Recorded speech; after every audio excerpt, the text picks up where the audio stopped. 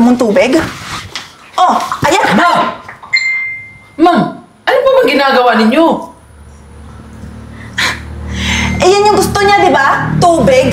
Oh, mas bagay yan sa kanya. Para marunong naman siyang maligo. Ma'am, tama na po, ma'am. Sana po, ma'am. Huwag niyo pong husgahan yung taong hindi niyo pa nakikilala ng lubusan. Kasi hindi niyo alam yung karmang babalik sa inyo. O ano? Pwes, ano?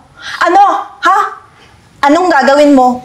Ma'am, tama na po. Ako na po Tama bahala na po, magpapalis sa kanya. Sige na po. Kumalma na po kayo. Tara na. Kalian nyo, ah. Hoy! Anong ginagawa mo dito? Labas ka! Ma'am, pasensya na po. Nagbabaka sakali lang po ako. Baka may tira po kayong pagkain dito. Gutom na po talaga ako eh. Hoy! Wala akong pake. Sino ka ba? Anak ba kita? Wala akong obligasyon para pakainin ka dito. Tingnan mo yung damit mo. Ang baho-baho mo. Naaamoy kita dito. Lumabas ka at mawawalan kami ng mga customer. Ah, Jay! Palisin mo nga to. Ma'am? Ma'am, baka nagugutom lang po yung pulubi. Kawawa naman.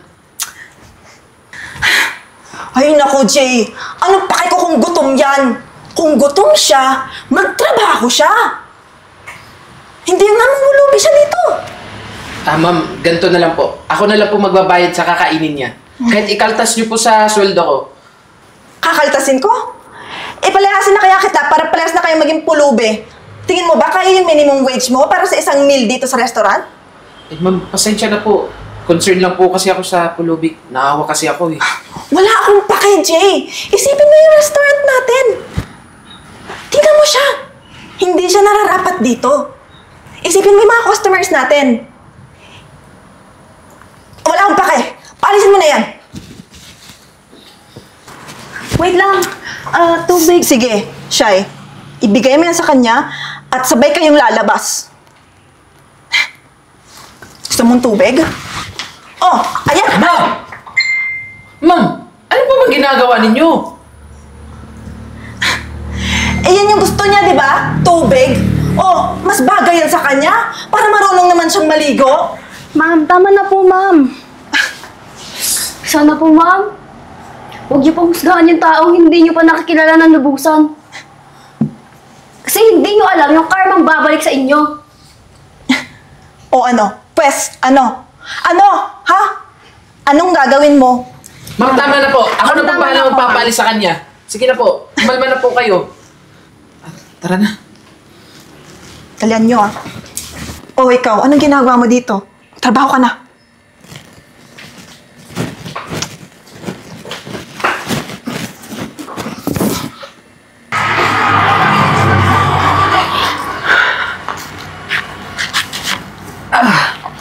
Eto, pagkain. Alam mo, pasensya ka na sa nangyari kanina ah. Pasensya ka na kay madam. Eh, ganun talaga yun eh. Masungit, lalong-lalo na sa mga kagaya nyo. Tsaka pala, anong ginagawa mo sa restaurant? Tsaka anong ginagawa mo dito? Wala ka bang bahay? Wala ka bang mauuwian? Wala po. Hindi ko po kilala kung sino po yung mga magulang ko. Ilang taon ka na ba? 17 po. 17 ka na? Opo. Eto naman, niloloko mo ko eh. Opo, 17 pa lang po ako. Alam mo, kawawa ka naman. Tsaka, huwag ka masyadong madalas tumambay dito kasi delikado dito. Yun lang yung pinunta ko dito, ang humingi ng pasensya sa'yo sa nangyari kanina. Pero hayaan mo, pag pumunta ka dito ulit, dadala na lang ulit kita ng pagkain. Basta huwag ka na lang pumunta ng restaurant kasi alam mo na yun si madam, di ba? Magagalit. Pero, salamat po kuya. Wala naman Kasi yun. po, alam niyo po, kayo lang po talaga yung taong nagpakita po sa akin ng sobrang bait po. Oh, so paano? Mauna na ako kasi baka mamaya hinahanap na ako dun eh. Kainin mo yan. Opo. Busog ka ah.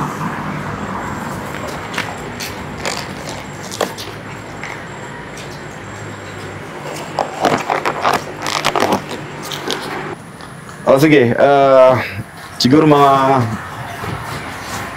4:30 nandyan ako. Namamalimos po. Wait lang ha. May kausapin lang ako. Oh. Upo ka. Wala ka bang matutuluyan? Wala po eh. Asan yung mga magulang mo? Hindi ko po talaga sila kilala. Ano ang pangalan mo? Rika po. Rika... Rika Sabuero po. Ah? Sabuero po. Wait lang. Taga saan yung mga magulang mo? Taga Nabotas po sila. Alam mo, dati rin akong taga Nabotas eh. Tapos, may naging girlfriend ako. Ang pangalan Arlene. Ang alam ko kasi bago siya hindi na nagpakita sa akin, buntis siya eh. Hindi kaya anak kita? Hindi po yan. Hindi pwede po. Bakit mo nung panahon kailangan kita? Wala ka ba sa tabi ko? Tapos sasabihin mo po na anak niyo po ako? Tingnan mo po kalagayan ko. Anak, patawarin mo ako. Hindi ko alam kung ano nangyari sa inyo ng nanay mo eh. Siguro may pagkakamali ako. Kasi natakot ako nun eh. Pagkatapos nun, hindi ko na siya nakita. Anak, okay lang ba? Kung bumawi ako, ngayon, babawi ako sa'yo. Siguraduhin mo lang pa. Tito, okay na po pala yung pinapagawa nyo sa restaurant. Sige, mabuti pa anak. Sumama ka sa akin sa restaurant. Kumain ka na ba? Wait lang, parang nakikilala kita. Tito siya yung pinahiya ni Ma'am Juliana na pulubi kahapon. Ano? Si Rika. Opo, inano pa niya ng tubig eh. Anak ko siya. Yung mga pilot. Anak, sumama ka sa akin. Pasok anak. Ako dito. Shay, kumusta naman yung restaurant? Okay naman po, sir. Pala, asa si Juliana? Andun po, may inaasikaso po sa kitchen. Pwede bang pakitawag mo? Sige po. Kana, anong gusto mong kainin? Kahit yung chicken na lang po, okay na po yun. Sige. Magpapaprepare tayo ng gusto mong kainin. Bakit? Sino ba dito yan? sa restaurant. Sir, ito na po si Ma'am Juliana. Ikaw na naman? Wow! Sa tingin mo, dahil medyo matino yung suot mo ngayon, hindi na kita makikilala? Ikaw yung pulubi kahapon na nanghihingi ng tirang pagkain eh. Anong ginagawa mo dito? Ma'am. Lumabas ka dito? Juliana! Pwede ba tumahimik ka? Yang nilait-lait mo at pinagtatabuyan mo, siya yung anak ko na matagal ko na hinahanap. Po? Yung pulubi kahapon? Oo. Hindi tama yung ginagawa mo. Dapat, alam mo kung paano makipagkapwa-tao. Pasensya na po, boss. Hindi ko naman po alam na anak niyo pala yan. Kahapon po, yung suot-suot niya dito, ang dumi. Like, parang hindi po siya, wala pong nag-aalaga sa kanya. Parang, hindi ko po talaga alam. Pasensya Kahit po. na. Dapat wala tayong pinipili. Kung may nangangailangan, dapat tulungan natin. Hindi yung pagtatabuyan mo. Pero pasensya na, Juliana. Wala na sa akin ang desisyon kung anong mangyayari sa'yo. Wala kang kasalanan sa akin. Pero sa anak ko meron. Oo. Ako lang naman yung pulubing pinalabas mo at hindi mo pinakain dito sa restaurant ni Daddy. Pasensya na po, ma'am. Ginagawa ko lang naman po kasi yung trabaho ko. Hindi ko po sinasadyang gawin yun sa'yo. ginawa ko lang naman po yun para sa ikabubuti ng restaurant na po to. Matagal na po kasi ako nagtatrabaho dito, kaya pasensya na po talaga. Sir, hindi po totoong ginagawa niya po yung trabaho niya dito. Dahil wala po siyang ibang ginawa, kundi mamaliit at manghusga ng kapwa. Lalong-lalo na po sir, pag may pumapasok po dito na walang-wala, pinagtatabuyan po niya. Ano? Wala nang masabi. Kasi guilty ka. Kung magalala, anak ko naman yung magdidesisyon eh. Kung ano mangyayari sa'yo. Pasensya na po ulit, sir. Pasensya na po ulit, Ma'am Rika. Sabi ko nga sa'yo, may balik din sa inyo yung karma. Pero, pasensya ka na ha. Hindi talaga namin kailangan ng isang taong katulad mo na nagmamaliit ng kapwa.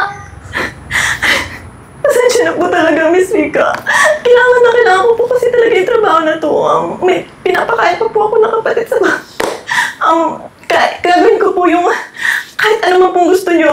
Simula po ngayon, hindi na po ako ang mga happy ng tao base sa isado nila sa buhay. Pasensya na po talaga.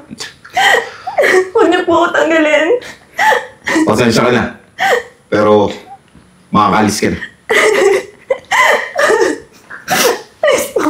Sige na.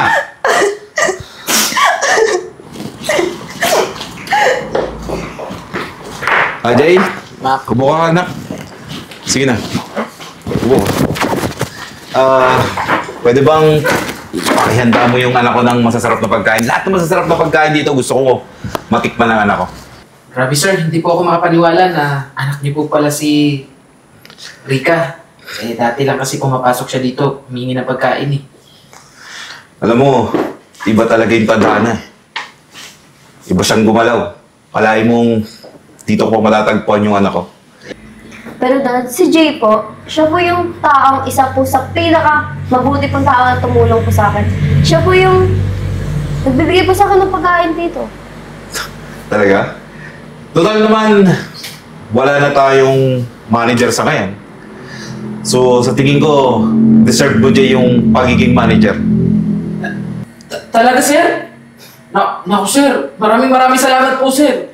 Alam mo, hindi naman po ako naghahangad ng posisyon sir eh. Makapagtrabaho lang ako dito sa restaurant ninyo, ayos na po sa akin yun. Alam mo Jay, malaki yung potential mo. Dahil sa ugali mong yan, may mararating mo. So, maraming salamat po. congratulations. Thank you po sir, pag-uhusayin ko pa po at gagalingan ko po dito. Asahan ko yan. So, paano sir, ihanda ko lang po yung pagkain ni Ma'am Rika.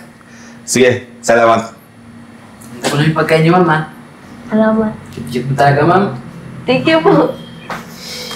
O ano, nagustuhan mo ba yung mga pinamili mong damit? Opo, ang gaganda po. So, bukas na bukas, pupunta ulit tayo ng mall, bibili tayo ng plancha, ha? Sige po.